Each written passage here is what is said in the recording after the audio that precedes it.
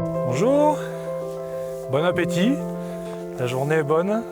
Je suis Loïc, je suis maraudeur pour la communauté de communes du Pays d'Olme. Donc on a des journées comme ça, on vient sur le terrain à la rencontre des gens qui randonnent librement. Donc on distribue ces petits flyers avec les bons réflexes pour la montagne. Petits conseils pour bien faire son sac à dos, rien oublier. Et puis aussi les rappels sur les balisages, les conduites à tenir quand on croise les troupeaux. Et en même temps, on est là aussi pour voir si vous avez des remarques sur ce que vous avez croisé en montant, s'il y a des problèmes de balisage et tout ça en fait.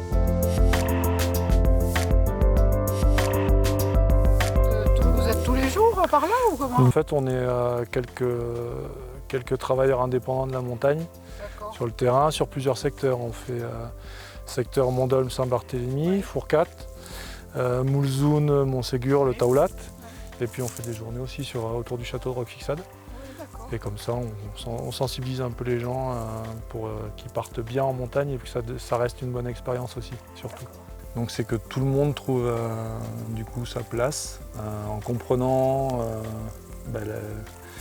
les pratiques de chacun et en les respectant. Ça permet aux randonneurs d'avoir des meilleures pratiques pour respecter les troupeaux. Ça permet aussi sur certaines périodes d'avoir une meilleure entente aussi entre plusieurs pratiques. Ça peut être les éleveurs, les randonneurs, les chasseurs. Se rendre compte que chacun a sa place dans la montagne et qu'en fait il suffit d'en discuter ensemble pour trouver notre place tout en se respectant et puis que ça se passe le mieux possible.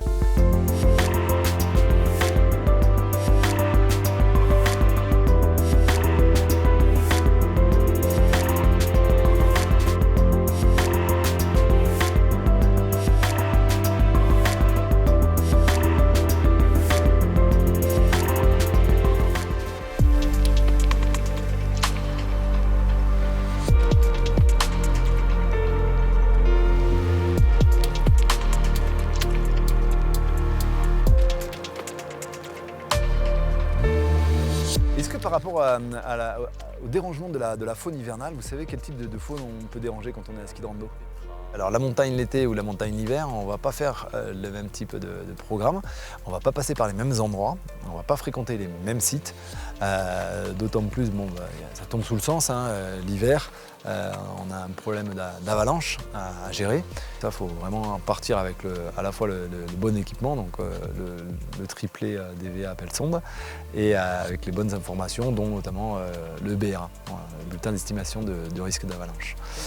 À la base du maraudage, il a été fait aussi conjointement avec le PGHM, le peloton de gendarmerie de haute montagne. Du coup, l'idée c'était vraiment de se dire, on a de plus en plus de pratiquants suite au confinement, et comment faire en sorte que ces pratiquants soient, en gros, ne nous appellent pas, soient le plus autonomes possible pour pallier. Voilà. Et là, en ce moment, pendant les vacances scolaires, il faut bien se dire qu'on se retrouve avec des dizaines de milliers de skieurs sur l'ensemble du territoire ariégeois. Et il n'y a toujours qu'un hélicoptère en fait. Il faut tout faire pour que du coup on n'ait pas besoin de l'appeler.